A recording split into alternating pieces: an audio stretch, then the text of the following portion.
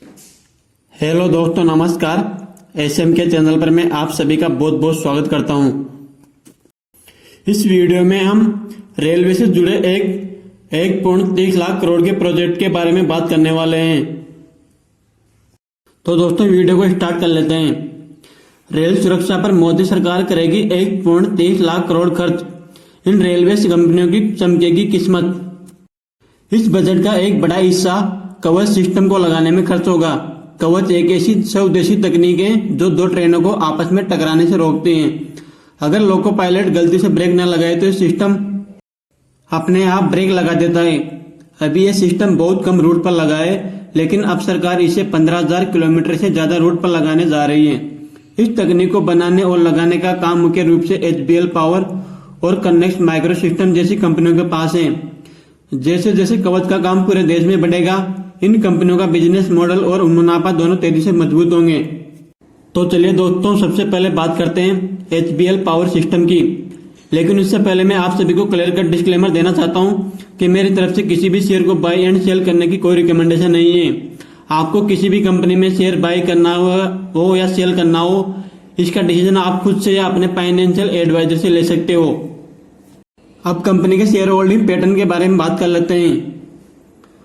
सितंबर 2025 तक प्रमोटर के पास 59.10% की होल्डिंग है, जबकि FIs के पास 4.83% की होल्डिंग है और DIs के पास 0.36% की होल्डिंग है और पब्लिक के पास इस कंपनी में जून 2025 तक 35.70% की होल्डिंग है।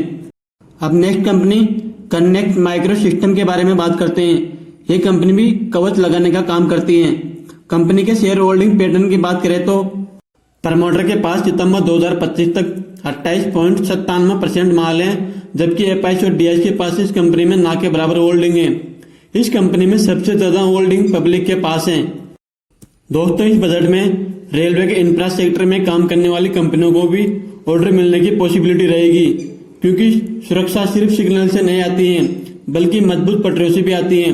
इसलिए सरकार ट्रैक रिन्यूअल यानी पुरानी पटरियों को बदलकर नई पटरियां बिछाने पर 22,800 करोड़ रुपए से ज्यादा खर्च करेगी। इसका सीधा फायदा RVNL और इरकॉन इंटरनेशनल जैसी सरकारी रेलवे कंपनियों को होगा, जो पटरियां बिछाने और इंफ्रास्ट्रक्चर का काम करती हैं। जब सरकार इतना बड़ा काम देती है तो इन कंपनियों के ऑर्डर बुक में भारी उछाल आता है।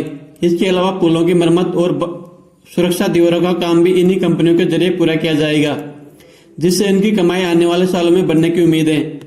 अब बात कर लेते हैं रेलवे के इंफ्रास्ट्रक्चर में काम करने वाली कंपनी RVNL के बारे में। कंपनी के शेयर होल्डिंग पैटर्न की बात करें तो प्रमोटर के पास सितंबर 2025 तक 72.84% की होल्डिंग है, जबकि FIs के पास 4.67% की होल्डिंग है और DIs के पास इस कंपनी में 6.39% की होल्डिंग है और पब्लिक के पास सितंबर 2025 तक 16% से ज्यादा की होल्डिंग है। अब नेक्स्ट कंपनी इरकॉन के बारे में बात करते हैं।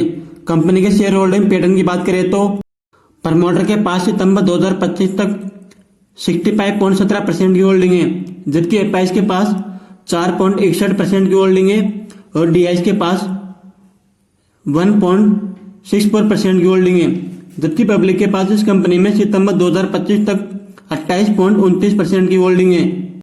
दोस्तों, इस बजट में रेलवे सेक्टर की कंपनियों को फाइनेंस करने का काम IRFC कंपनी का रहेगा और आधुनिक डिब्बे बनाने के लिए टीटागढ़ रेल सिस्टम और जुपिटर वैगन जैसी कंपनियों को नए ऑर्डर मिलने की पॉसिबिलिटी रहेगी। तो चलिए दोस्तों, फटाफट से इन कंपनियों के शेयर होल्डिंग पैटर्न की बात कर लेते हैं। लेकिन उससे पहले आप सभी को अगर मेरी वीडियो पसंद आ रही हो तो वीडियो को प्लीज लाइक एंड चैनल को सब्सक्राइब करना ना भूले और बेल आइकॉन पर ऑल सेलेक्ट करके रखें, ताकि मैं जब भी नया वीडियो लेके आऊं तो सबसे पहले नोटिफिकेशन आपके पास आए। सबसे पहले बात करते हैं रेलवे को फाइनेंस हेल्प करने वाली कंपनी IRFC कंपनी के बारे में। कंपनी के शेयर होल्डिंग पैटर्न की बात करें तो सितंबर 2025 तक प्रमोटर के पास 86.36% की होल्डिंग है, जबकि FIs के पास 0.97% की और DIs के पास 1.48% की होल्डिंग है और पब्लिक के पास इस कंपनी में सितंबर 2025 तक 11.17% की होल्डिंग है।